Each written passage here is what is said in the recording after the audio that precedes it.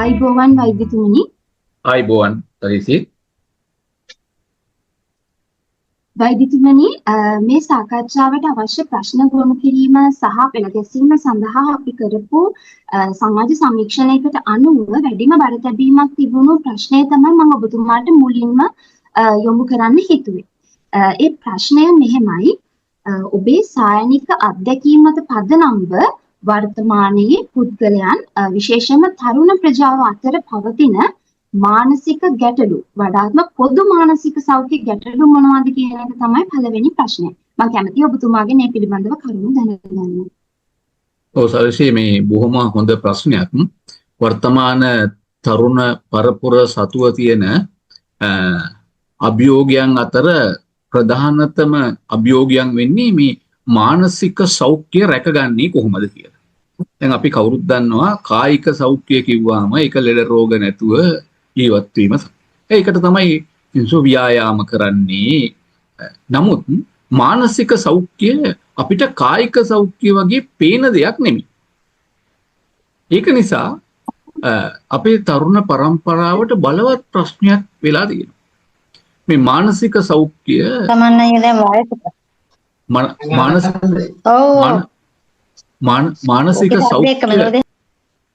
මානසික සෞඛ්‍ය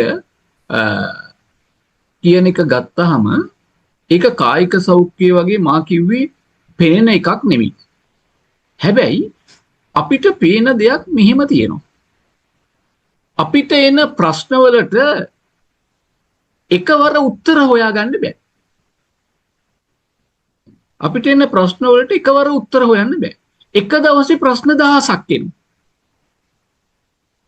තරුණ පරම්පරාවට මේක ලොකු ප්‍රශ්නයක්.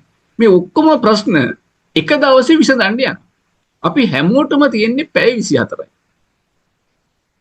මේ පැය 24 තුර අපි මේ කාලය බෙදා ගන්නට අවශ්‍ය වෙලා තියෙනවා.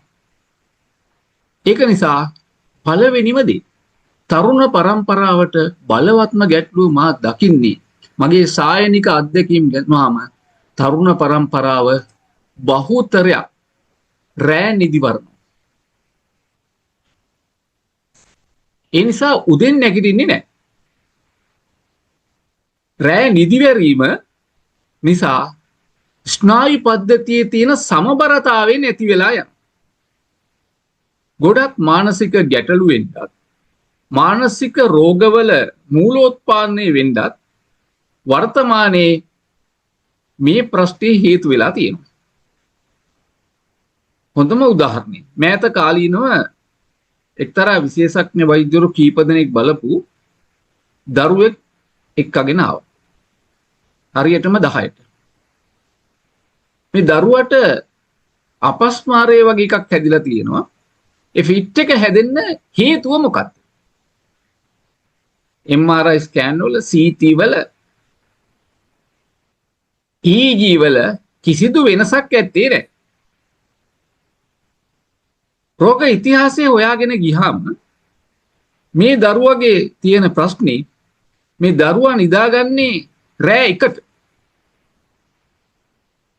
එහි ප්‍රතිඵලයක් වශයෙන් දරුවට මේ ෆිට් එක හැදුණා. ඒ වගේම දරුවා අධික කෝපයෙන් පෙළෙනවා. මේ හොස්ස ළඟින් මැස්ස යන්න බැරි තරුණ පරපුරක් අපිට ඇවිල්ලා තියෙන්නේ. මට එහෙමද උනේ කොහොමද කියලා ඒ තරුණයාට හෝ තරුණියට යෞවනයට හිතා ගන්න බෑ. බාහිර පුද්ගලයන් ඒක ඒ තරුණයාගේ හෝ තරුණියගේ වැරද්දක් වශයෙන් දකිනවා. අපේ කාලේ නම් ඔහොම නෙමෙයි.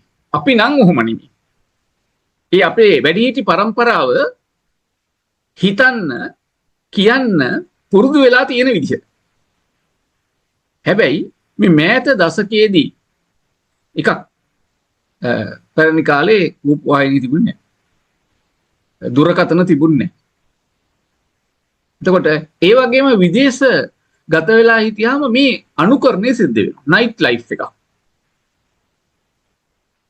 හැබැයි එහි ප්‍රතිඵල වැඩි කාලයක් යන ඉස්සෙල්ලා මේ තරුණ තරුණියන්ට එනවා. ඒක නිසා කාල කළමනාකරණය කරගන්නකොට අපේ තරුණ තරුණියෝ අවම වශයෙන් පැය 8ක නිින්දක් ලබා ගන්න ඕන. පැය 8ක ප්‍රමාණවත් නිින්දක් නොලැබුණොත් ස්නායු පද්ධතියේ තියෙන සමබරතාවය නැති වෙලා යනවා. එහි ප්‍රතිඵල අධික කෝපය. මං කිව්වේ ඉස්සෙල්ලා කොස්ස ළඟින් මැස්ස යන්න බැරි කට්ටියක් ඉන්නවා. ඒ නිසා නොනිසි අරගල ඇති වෙනවා. හේතු විපරීත වෙච්ච අරගල. නිසා කාල කළමනාකරණය කරගන්නට ඒ අයට නම් සිද්ධ වෙන්නම් ඒ අය උදේ පාන්දරින්ම හැරෙන්න ඕන. සාමාන්‍යයෙන් තියෙනවා හැරෙන්න ඕනේ පැරණි කියමනක් මේ අර කුකුල අඬලනකොට කියලා. මේක 4:52 මේ බ්‍රහ්ම මූර්තිය කියලා තියෙනවා. ඒක පාඩම් කරන අයට බොහොම හොඳයි. තරුණ තරුණියන්ට. විශේෂයෙන්ම විශ්වවිද්‍යාල ශිෂ්‍ය ශිෂ්‍යාවන්ට ඉතාම හොඳ වෙලාවක්. ඒක තමයි අපි කියන්නේ මේ උදේ පාඩම් කරනේම මතක හිටිනවා කියලා. ඒ වෙන කිසිම සද්දයක් නැහැ, වෙන කිසිම අරමුණක් නැහැ. මේ බ්‍රහ්ම මූර්තිය. එතකොට සෑමදෙන රෝගී නොවන හැමදෙනාටම ඒ වෙලාවට නැගිටින්න බැරිනොත් අඩුම වශයෙන් 6ටවත් අප සෑම නැගිටින්න ඕන. රැය වෙලා නිදාගත්තොත් අපිට උදේට නැගිටින්න විදියක් නැහැ. මොකද අපේ ශරීරයත් යන්ත්‍රයක් වගේ. ඒකටත් විවේකී අවශ්‍යයි. විවේකයේ දුන්නාම තමයි ඒක වඩා හොඳින් වැඩ කරන්නේ. එහෙම නොවුනොත් අපේ ශරීරය නිර්පරාධ ලෙඩ වෙලා යනවා. අපි පුරුදු වෙලා තියෙන්නේ ඇඟ එක තැනක තියලා හිත හැම තැනට යවන්න. අපේ ශරීරයේ හෘද වස්තුව කායික නිරෝගීතාවය පවතින්නේ ඇවිදිනකම්. නැත්තම් ව්‍යායාම කරනකම්. අපි ව්‍යායාම නැතුව අපි ගම්මුකෝ ඇවිදීම කියන එක. දුවන වේගයට වැඩි අඩු වෙනුයි, ඇවිදින වේගයට වැඩි වෙනුයි. විනාඩි 20යි. පැයක අතර මේ දෝලනාත්මක කාලයක්. අවම වශයෙන් සතියට දින 4ක්වත් මොකද හැමදාම කිව්වොත් ඒක කරන්න බැරි වෙනවනේ. දවසක් කර දවසක්වත්. ඇවිදින්න මොකද වෙන්නේ? අපේ හෘදයේ වස්තිය ශක්තිමත් වෙනවා. ඉස්සර කාලේ හොඳ කියමනක් තියෙනවා. ඇවිද්ද පය දහස් වටී කිය. ඒක නිසා ඇවිදින්න ඇදිනේ ව්‍යායාමයක් වශයෙන්ම නුනත් ඇවිදීම අපේ කායික සෞඛ්‍ය නිරෝගීමත් කරන එකක්. තරුණ තරුණියන්ගේ වැඩිහිටියන්ගේ සියලු දෙනාටම. ඇයි අපේ ශරීරයේ රුධිර සංසරණය ක්‍රමවත් වෙනවා. හැබැයි ඕකේ අනිත් පැත්ත මානසික සෞඛ්‍යයට වෙන්නේ. අපි කරන්නේ මං කිව්වේ ඇඟ එක තැන තියාගෙන හිත තැන් වලට යවනවා. අමාරුම දේ මානසික සෞඛ්‍ය හිත ශක්තිමත් කරගන්නට නම් සියලුම තරුණ පරම්පරාව කරන්න ඕන දේ හිත එක තැනට තියාගන්න එක. මේක අපි කියන තරම් ලේසි නෑ. කවුරු හරි කියයි ඔය කියන්න පුළුවන්. හැබැයි ඕක කියන තරම් ලේසි නෑ. එහෙමනම් ඉස්සෙල්ලම කරන්න ඕනේ මොකද්ද? ඉස්සෙල්ලම කරන්න ඕනේ හිත එක තැනට තියාගන්න අමාරු කොට හිත තැන් දෙකකට තියාගන්න. එහෙම කරන්නේ කොහොමද?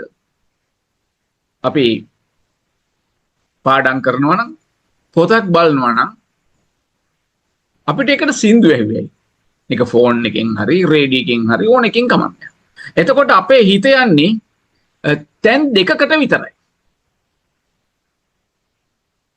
හැබැයි රූපවාහිනිය දාගෙන පාඩම් කරන්න ගියොත් තැන් තුනකට යනවා. එතකොට අපේ හිත වැඩියෙන් ඇදෙන්නේ ස්වභාවයෙන්ම රූපයට. ඒක අපේ ස්වභාවය. අපි කැමති ඉන්ද්‍රියන් පිනවන්න. ඇස් පිනවන්න. එතකොට අපිට පාඩම් කිරීම අමතක වෙලා ඇස් පිනවීමට විතරක් යනවා. ඒක නිසා මනස ශක්තිමත් වෙන්නේ හිත එක තැනට ගන්නට පුළුවන් වෙර කරා. ඒක තමයි අපි කියන්නේ එකම අරමුණක් තියාගන්න ඕන කියලා. එක අදිෂ්ඨානයක් තියාගන්න ඕන කියලා. මේ අදිෂ්ඨානයේ කතාව කියනවා. අරමුණ කතාව කියනවා. මේ මක් කරන්නද හිත එක තැනක තියාගන්න. ඒ නැත්තම් සිත ශක්තිමත් කරන්න. එහෙමත් නැත්තම් දරා ගැනීමේ ශක්තිය වැඩි කරන්න. මම ඒකයි කිව්වේ දවසකට ප්‍රශ්න 1000ක් එනවා. කාටවත් දවසකට ප්‍රශ්න 1000ක් විසඳන්න බෑ. අපිට විතරක් නෙමෙයි. අපි එකිනෙකාට එකිනෙක ප්‍රශ්න තියෙනවා. රජයට තවත් ප්‍රශ්න තියෙනවා. එතකොට රජයටත් එක දවසේ 1000ක් විසඳන්න බැරුව අපි කොහොමද විසඳන්නේ? ඒක නිසා සමහර ප්‍රශ්නවල අපිට ප්‍රශ්නවල ප්‍රමුඛතාවයක් හදාගන්නට වෙනවා. මොකද්ද අපි පළමුවෙන් විසඳන්නේ? මොකද්ද අපි දෙවනුව විසඳන්නේ? මොකද්ද අපි තුන්වනුව විසඳන්නේ? මොන ප්‍රශ්නද අපි කල් දාන්නේ? මොන ප්‍රශ්නය කොච්චර කාලයකට අපි කල් දාලා ඒකේ පිළිතුර ඒ කාලෙට දෙනවා? මෙන්න මේ විදිහට අපිට අපේ මානසික සෞඛ්‍ය රැකගනිමින් විශේෂයෙන්ම තරුණ පරම්පරාව ඒ තමයි අපේ අනාගතය. ඒ අය ශක්තිමත්ව හිටියොත් ඒ අයගේ මානසික ශක්තිය යහපත් වුණොත් අපේ රට මීට වඩා හොඳ යහපත් රටක් බවට අප සැමටම පරිවර්තනය කරගන්නට පුළුවන්කම තියෙනවා. ඒ නිසා මම මේ කතා කළේ මගේ සායනික අත්දැකීම් සහ අපි පොළවේ පය ගහලා ඉන්න තරුණ පරම්පරාවක් බලාපොරොත්තු වෙන පුද්ගලයෝ වශයෙන් ඒ අයට කරන්නට බැරි ඉලක්ක හෝ කරන්නට බැරි දේවල් නොදී සැබෑවටම කළ හැකි දෙයක් ගැන කල්පනා කිරීම. ඒ නිසා කාල කළමනාකරණය ඊටාම වැදගත් සාධකයක් වෙනවා. එහිදී ප්‍රමාණවත් නින්දක් ලැබීම වගේම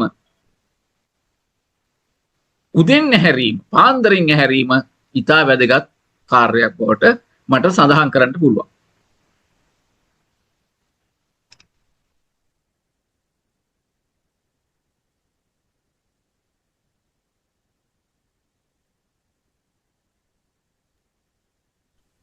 ස්තුති වෛද්‍යතුමනි, දෙවැනියට වැඩිම බරක් තිබුණු ප්‍රශ්නය තමයි මම දැන් ඔබතුමාට යොමු කරන්න හිතුවේ.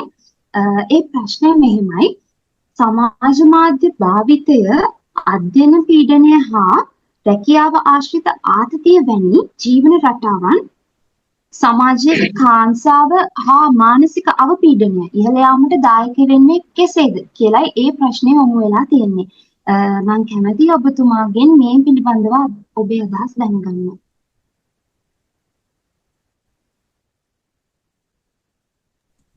Yes.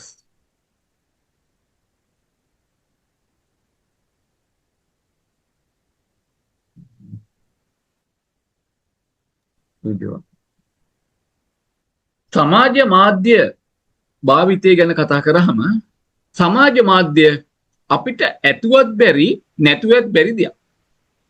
අද සමාජ මාධ්‍ය නිසා අප ඊ타මත්ම කලින් අපිට තිබිච්ච අපේ කමියුනිකේෂන් එක එහෙම නැත්නම් sannivedanaය ඊටා ප්‍රබල තත්ත්වයට තියෙනවා. පසුගිය කාලයක් බැලුවොත් මීට දශක 3කට 4කට ඉස්සෙල්ලා කාලයක් බැලුවොත් අපිට යාළුවෙක් හම්බ වෙන්න ඕන නම් කෙනෙකුට පණිවිඩයක් කියන්න ඕන නම් අපිට ගෙදෙට්ටම යන්න වුණා. එහෙම නැත්නම් ටෙලිග්‍රෑම් එකක් ගහන්න සිද්ධ වුණා. එහෙම නැත්නම් ලියුමක් යවන්න සිද්ධ වුණා. අද එක තප්පරෙන් ඊමේල් එකක්, WhatsApp message එකක්, normal message එකක් යවන්නට පුළුවන්කම තියෙනවා. ඒ නිසා සමාජ මාධ්‍ය ඇතිවීම ඉතා යහපත් දෙයක්. හැබැයි සමාජ මාධ්‍ය හරියට පීය වගේ. පීයෙන් අපිට පීය නැතුව මුකුත් කරන්න බෑ. පීය නැත්තම් අපිට ගෙදර අපිට මුළු තැන්ගේ කළමනාකරණය කරගන්න පුළුවන් කමක් නැහැ. හැබැයි ඒ පීයෙන්ම කාට හරි ඇනලා මැරෙන්නට පුළුවන්කම තියෙනවා. මරන්න පුළුවන්කම තියෙනවා. එහෙම කියලා පිහිතහනම් කරන්නෙත් නැහැ. අන්න බලන්න. සමාජ මාධ්‍යත් ඒ වගේ දෙයක්. ඒ නිසා සමාජ මාධ්‍ය බැලුවාම ගොඩක් අය කියනවා කොයි වෙලාවෙ බැලුවත් අපේ පුතා Facebook එකේ නැත්තම් Instagram එකේ නැත්තම් වීඩියෝ බලනවා. ප්‍රශ්නේ තියෙන්නේ මේවා තියෙන්නේ බලන්නයි. පිහි තියෙන්නේ අපේ මුළු තැන්ගේ ප්‍රයෝජනෙට ගන්නයි. එහෙම කියලා අපි පිහියෙන් අපි නහය කපා ගන්නෙත් නැහැ. අත කපා ගන්නෙත් නැහැ. කාටවත් ඒ පිහියෙන් අනින්නෙත් නැහැ. තුවාල කරන්නෙත් නැහැ. මරන්නෙත් නැහැ. මෙන්න ගැටලුව. එහෙමනම් සමාජ මාධ්‍ය අපි පාවිච්චි කරනකොට ඒක හරියට පිහි අපි පාවිච්චි කරනවා වගේ යහපත් දෙයට ප්‍රයෝජනට ගන්න පුළුවන්කම තියෙනවා. සමාජ මාධ්‍ය නිසා තමයි මම හිතන්නේ ඔබ සියලු දෙනා මේ වැඩසටහනත් එක්ක සම්බන්ධ වුණේ. මේ වැඩසටහනට සම්බන්ධ වෙන්නත් සමාජ මාධ්‍ය භාවිතා කළා.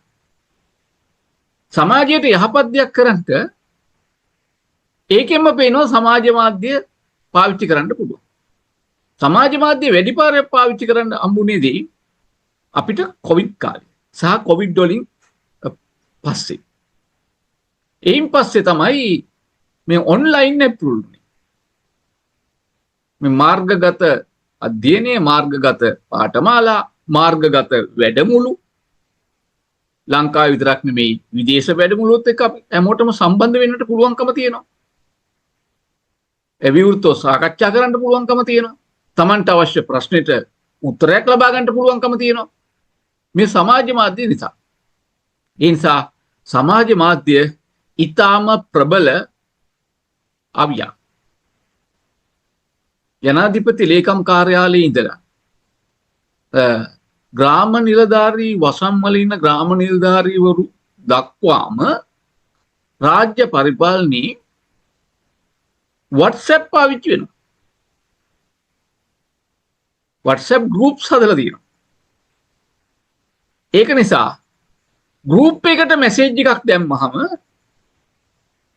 personal message එකට වැඩිය ගොඩක් ඉක්මනින් ඒක share වෙලා යනවා. මාරු වෙලා යනවා. අන්න සමාජ මාධ්‍ය යහපත් විදිහට පාවිච්චි කරන්න.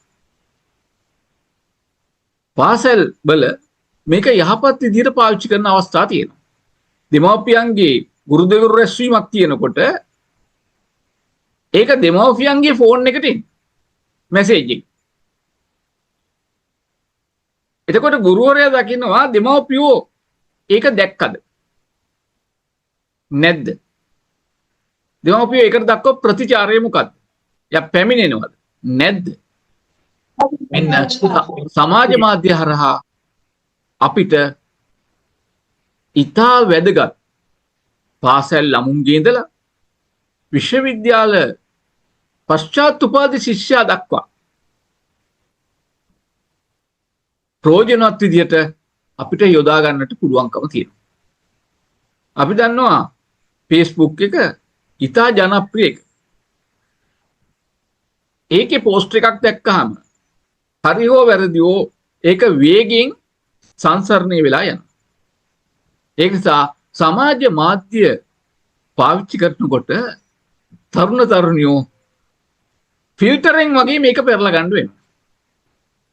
Tamanට අත්‍යවශ්‍ය ටික අරගෙන අනිත් ටික ඉවතට දාන්නට සිද්ධ වෙනවා. ඒ නිසා සමාජ මාධ්‍ය ඉතා ප්‍රයෝජනවත් අවියක් වගේම ඒක මනා ලෙස ප්‍රවේශම් කළ යුතුක් එකක් වෙනවා. හොඳයි සලිසි.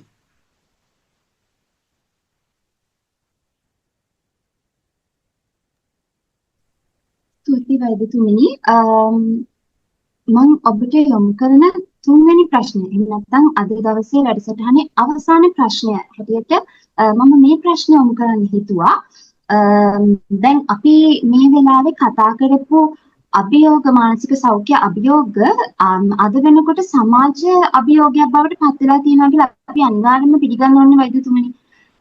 එතකොට ඒ අභියෝගයන් වලට සායනික චිකිත්සාවට කලින් ඒ තත්ත්වය කළමනාකරණය කරගන්න අපේ සමාජයේ එක ස්තරයන්ගේ පවතින මුහුකුරා යාම ප්‍රමාණවත්ද කියන ගැටලුව මට ඔබතුමාගෙන් දැනගන්න ඕනේ. ඇත්තටම වැදගත්ම ප්‍රශ්නේ ඕකයි.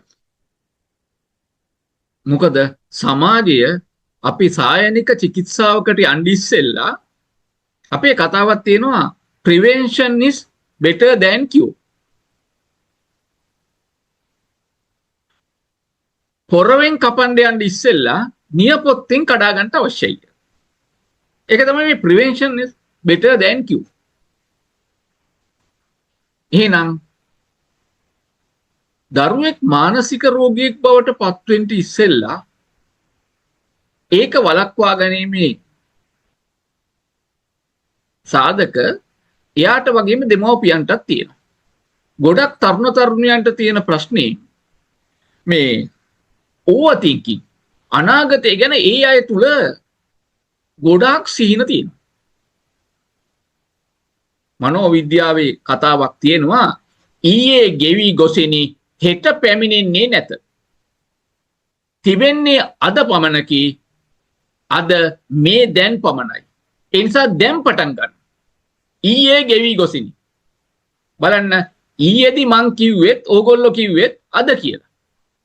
අද අපි කියන්නේත් අද කියලා. හෙට උදේ වුණාම කියන්නේ අද කියලා. කොයි වෙලාවද මේ දැන්? කවුරු හරි කියනවා කොයි වෙලාවද එන්න පුළුවන්. මේ දැන් මට එන්න පුළුවන්.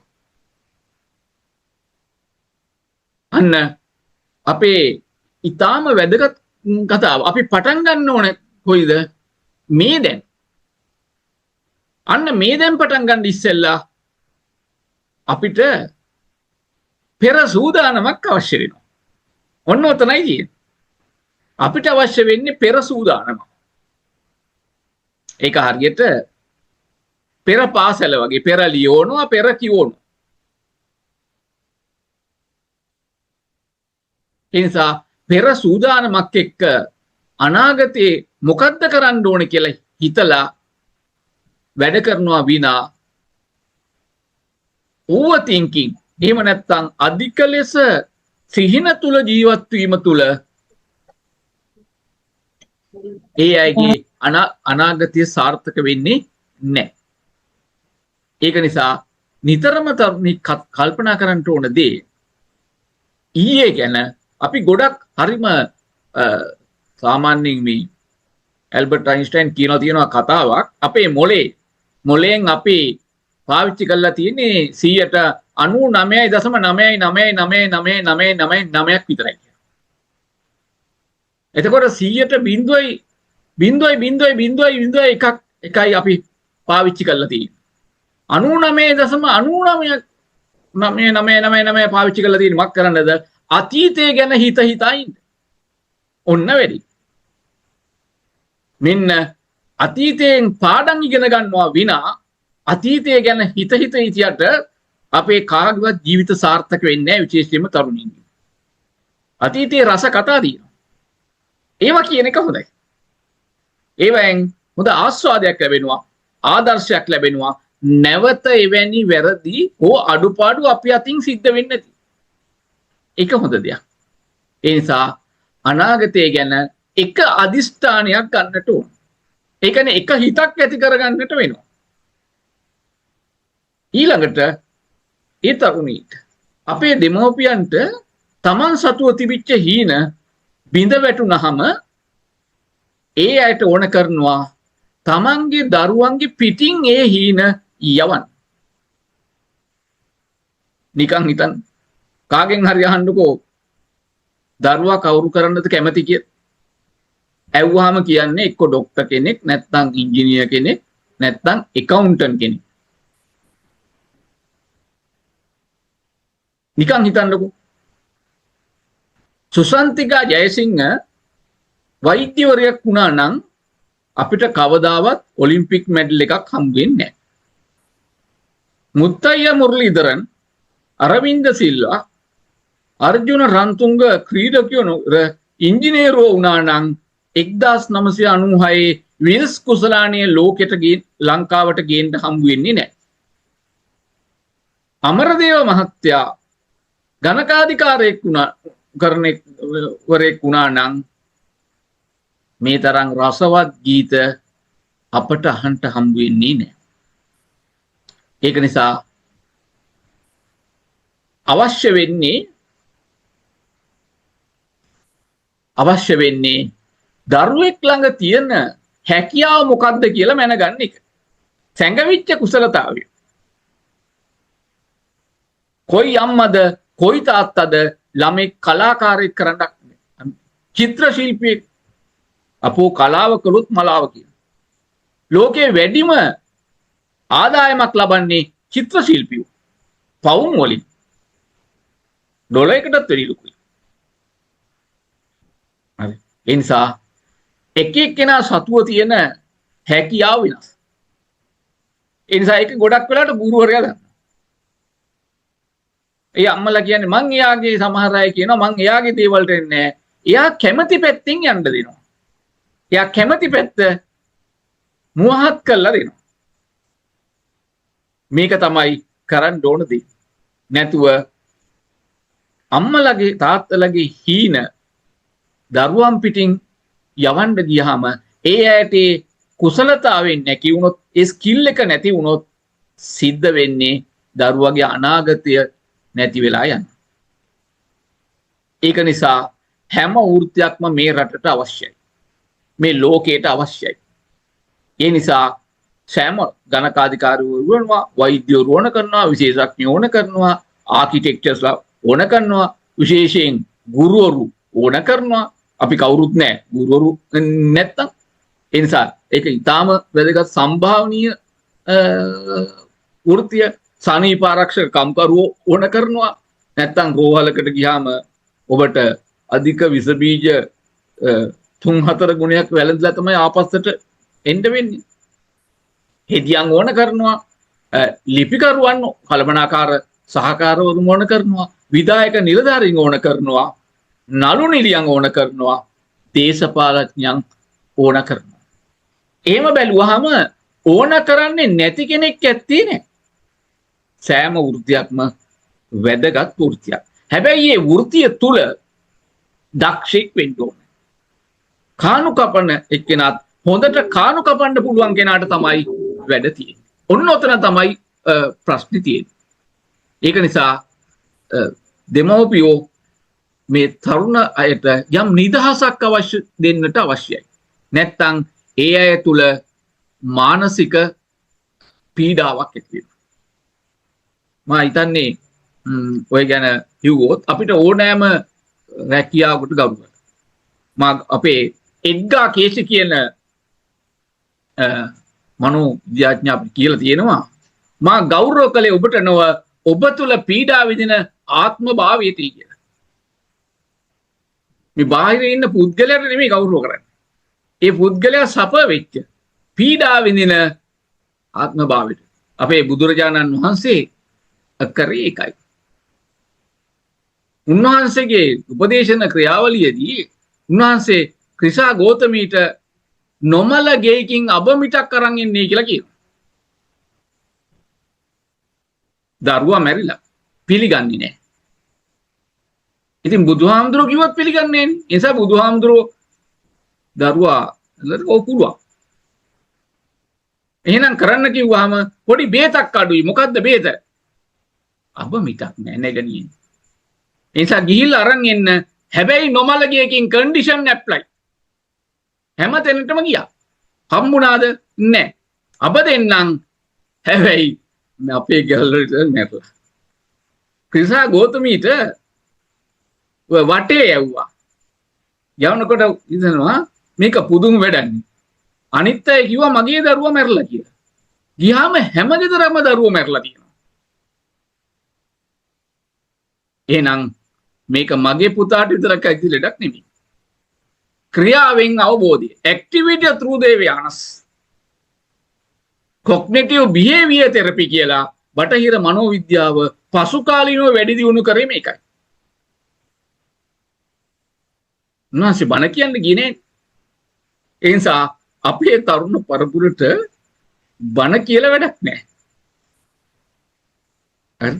ඒ ඇයට ගයිඩන්ස් එක මාර්ගයේ පෙන්වීමයි දෙමව්පියෝ ගුරුවරු අප සැමගේම යුතුයකම වෙන්නේ.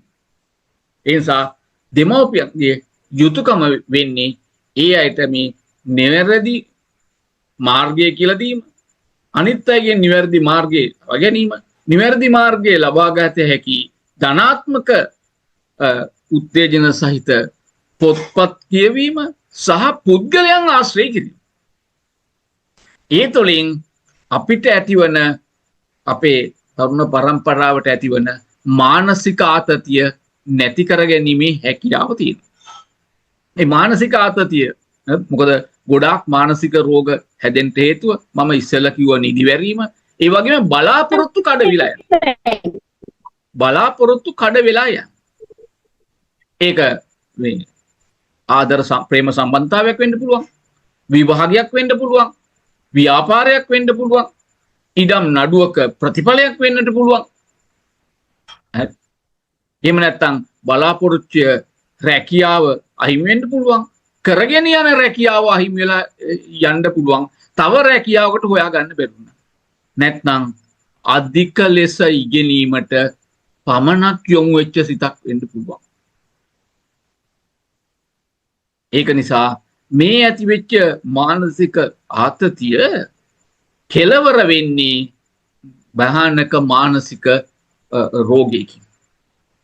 ඊට ඉස්සෙල්ලා අපි මේ තරුණ පරම්පරාවට ඒක වළක්වා ගැනීම සඳහා දෙමව්පියෝ කරන්න ඕනේ මොනවද? සමාජයේ වශයෙන් අපි කරන්න ඕනේ මොනවද? ඒ දරුවෝ හිතන්න ඕනේ කියන සරල ක්‍රම වේද තමයි මේ ඔබට හඳුන්වලා දුන්නේ.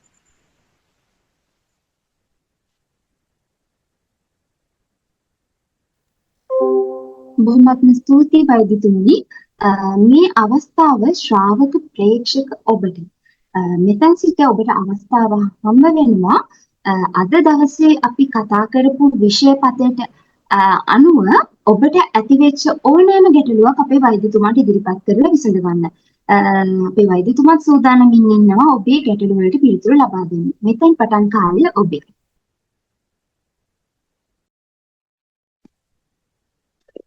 අයිබෝවන් මේ ප්‍රශ්නයක් අහන්න පුළුවන්ද? මට ඇත්තටම දැනගන්න ඕනේ මේ ප්‍රශ්න සඳහා දීපු කාලය වෙලාවේ මට බොහොම ස්තුතියි. මේ වැඩසටහන ඉතාමත්ම හොඳයි, කාලෝචිතයි. මේ අපිට දැනගන්න පුළුවන් ද ඇත්තටම අර මොබයිල් ෆෝන්ස් වලට ගොඩාක් ඇබ්බැහි වෙලා ඉන්න, නැත්නම් ඇත්තටම ඇබ්බැහි වෙලාද ඉන්නේ කියලාවත් දන්නේ නැති තරුණ පරම්පරාවක් තමයි අපේ ඉන්නේ. ඒගොල්ලන් හිතෙන් දන්නවා, හිතෙන් හිතන්නේ නෑ මම මේ අවශ්‍ය වැඩේ තමයි කරන්නේ, මේ අත්‍යවශ්‍ය වැඩ තමයි කරන්නේ කියලා තමයි හිතන්නේ. හැබැයි ඒගොල්ලෝ වැඩි කාලයක් ගත කරනවා මේ මොබයිල් ෆෝන්ස් උත් එක්ක. එතකොට අපි කොහොමද මේ ඒක සම්බන්ධ තියෙන ප්‍රමිතිය මොකද්ද? ඒක සම්බන්ධව දවසේ ඒකෙන් මිදෙන්න වැඩපිළිවෙලක් තියෙනවද? නැත්නම් කොහොමද අපි ඒකේ පැරාමීටර්ස් ගැන දැනගන්නේ? මේ වෙලාවේ මම ඊට වඩා පාවිච්චි කරන්න හොඳ නෑ. එහෙම සම්බන්ධ සමාජයට අපි උත්තරයක් විදිහට මේක දුන්නොත්, වැඩපිළිවෙලක් විදිහට මේක දුන්නොත් ඔබ තුමලාගේ අදහස කොහොමද ඒ ගැන? වෛද්‍යතුමනි. බොහොම කාලෝචිතම ප්‍රශ්නයක් මේ ඔබතුමා ඇහුවේ. මොකද මොබයිල් ෆෝන් එකත් පිහිය වගේ තමයි. අපිට ඇතුවත් බෑ නැතුවත් බෑ. වර්තමාන කාලේ. ඒ වුණාට මොබයිල් ෆෝන් එක බොහොම ඉක්මනින් මේ ප්‍රායෝගිකත්වය නිසා ඒකට ඇබ්බැහි වෙලා යනවා. මොකද ඒකට පහසුයි, ඒකට අවශ්‍ය කරන අවසානයේ ඒක ඉන්ද්‍රියන් පිනවීමක් බවට පත් වෙනවා. ගේම් ගහන එක්කෙනා ගේම්ම ගහගෙන යනවා මිසක් වෙන දෙයක් ගැන යා හිතන්නේ නැහැ. ඒක නිසා යම්කිසි වීඩියෝ වගේක් බලන කෙනෙක් ඒ වීඩියෝ වර්ගෙම දිගින් දිගට බලන්න යන්න පුළුවන්. සමහරවිට ඒක මේ ලිංගික ඒවා වෙන්න පුළුවන්. සමහරවිට ඒවා රසවත් කතා වෙන්නට පුළුවන්. සමහරවිට ඒවා ගේම් වෙන්න පුළුවන්. කුමක් හෝ වේවා. කුමක් වුණත් ඒක ඇබ්බැහි වීමක්. ඒක නිසා එවැනි අවස්ථාවක අන්න එතෙන්දි තමයි කාල කළමනාකරණය වැදගත් වෙන්නේ. ඒකට පුංචි ළමෙක් නම් අපිට ඒ ළමයාට යොමු කරන්න පුළුවන් වෙලා තියෙනවා. දැන් පොඩ්ඩක් ගේම් එක චුට්ටක් තියලා මේ වැඩේට අපිට සහයෝගය දෙන්නේ. ඊට පස්සේ අපිට ඕකට ආපහු යන්නට පුළුවන්. ඒක නිසා උපායශීලීව සිද්ධ වෙනවා දරුවට එපා කිව්වොත්. මම හිතන්නේ මගේ පොතකුත් ලියලා තිබුණා ස්ටැම්ෆර්ඩ් ලේක් එකේ එපා කියන්න එපා කියලා. අපි දරුවට කරන්න ඕන දේ කියන්නේ අපි පහසුවෙන් එපා කියනවා. හරි. ඒක නිසා දරුවව අපි ඩයිවර්ට් කරගන්නට වෙනවා. හරි. අපගමනය කරගන්නට වෙනවා වෙනත් කාර්යයකට. වෙනත් කාර්යයකට මේ අපි කරන්නට වෙනවා. එහෙම නැතුව අපි දරුවත් එක්ක රණ්ඩු වුණොත් දරුවට බලාපොරොත්තු බිඳ වැටෙනවා. ඒක නිසා එක දෙයක් අපිට පුළුවන් වෙනවා මේ කාලකලමනාකරන රාමුව තුළ දරුවා හෝ තරුණයාගේ හිත් නොරිදෙන විදිහට එයාට ඒ කාලයක් යම්කිසි නිශ්චිත කාලයක් යොමු කරලා දීම. හරි දැන් මෙන්න මේ කාලේදී ඔයා මේක කරන්න කිව්වට සමහරවිට ප්‍රායෝගික නැහැ. ඒතකොට එයා ඒකට දිගට ඇබ්බැහි වෙනවා නම් ඇබ්බැහි වෙන කෙනෙකුට ඒකට වෙනත් ක්‍රියාකාරකමක් යොදන්නට වෙනවා. හැබැයි ඒ දරුවා හෝ ඒ පුද්ගලයා හෝ ඒ තරුණයා කැමති වෙන විදිහට එකක් අපිට ඒක කරන්නට පුළුවන් වෙනවා. දෙවැනි එක මේ සමාජ වැඩවලට මේ සෝෂල් වර්ක් වලට සම්බන්ධකම් ඇති කරගන්නට වෙනවා. දැන් අපි හිතමු හොඳ සෝෂල් වර්ක් එකක් හෙට අනිද්දා වෙනවා. ඒක තමයි තරුණ පරපුර හරි කැමති දන්සල් දෙන්න. ඉස්සර කාලේ ඕක තිබුණේ නැහැ. හරි. වැඩියෙන්ම දෙන්නේ අයිස්ක්‍රීම් දන්සල්. හරි. අයිස්ක්‍රීම් දන්සල්. හැබැයි බොහොම පොඩි වෙලාවයි අපි අයිස්ක්‍රීම් කන්න යනකොට මොකද වෙන්නේ? අයිස්ක්‍රීම් ටික ඉවරයි. හරි. හැබැයි කට්ටියගේ එකමුතුවක් සාමූහිකත්වයක් ගොඩ නැගිලා තියෙනවා. ඒ තුල රණ්ඩු සරුවල් වෙනුවට බෙදා හදාගෙන කන්න පුරුදු වෙනවා.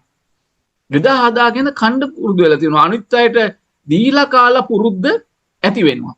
ඒ හා සමාන දැන් පොසොන් පෝය වෙනකොට මේ සමාජ මාධ්‍ය මේ ගේම් ගහන කට්ටිය ඔක්කොම ප්‍රමාණයෙන් අඩු වෙනවා පෝය දවසේ. ඒ පෝයට හිත ගිහිල්ලා නෙමෙයි. මේ ආමිෂය නැත්තම් වෙනත් පොදු කටයුත්තකට ඒගොල්ලෝ සාමූහික කටයුත්තක පොදුවටත් වැඩි අපි ගමු මහත්මයා සාමූහික කටයුත්තකට ඒ අය අපිට යොමු කරගන්නට සිද්ධ වෙනවා. මෙන්න මේ නිර්ණායක සහ මෙන්න මේ ශිල්ප ක්‍රම තමයි අපිට පාවිච්චි කරන්නේ. උදාහරණයක් වශයෙන් අපි කෑම කවන්න නම් ළමයෙකුට කෑම මේ ಗುಣ ගැන කිව්වට කිසි කෙනෙක් කෑම කන්නේ නැහැ. හරි. කෑම සඳහා ඕනෑම කෙනෙකුට දෙමව්පියන්ට විශාල උපක්‍රම පාවිච්චි කරන්නට වෙන. උදාහරණයක් වශයෙන් කියන්නම්. ඉස්සර කියනවා මේ පුතාට කටයි කාක්කට කටයි. ඒ නිසා පුතාට කටට ගන්න දීලා කාක්කගේ කට පැත්තකින් තියෙනවා. පුතාගේ කටවල ටික කාලා ඉවරනකොට පුතාට මතක නෑ අම්මා ඉතුරු කාක්කගේ කටවල ටිකක් කන්න දීලා තමයි අම්මා පස්සේ බලන්නේ. හරි. මේ පැරණි ක්‍රම තුල තිබිච්ච හොඳ. අද ඒකට 100% වළංගු නුනත් මුංචි ළමයෙකුට අපිට පුළුවන් වෙනවා එකක් මේ ක්‍රියාකාරකම් වලින් අපගමනයක් සිද්ධ කරගන්න. දෙවෙනි එක තරුණ පරපුරව විශාල වශයෙන්ම මේ සමාජ කාර්යයන් වලට යොමු කරගන්න. ශ්‍රමදාන මේ දන්සල් උත්සව මොකද මට පේනවා තරුණ පරපුර බොහොම කැමති උත්සව සංවිධානය කරන්න.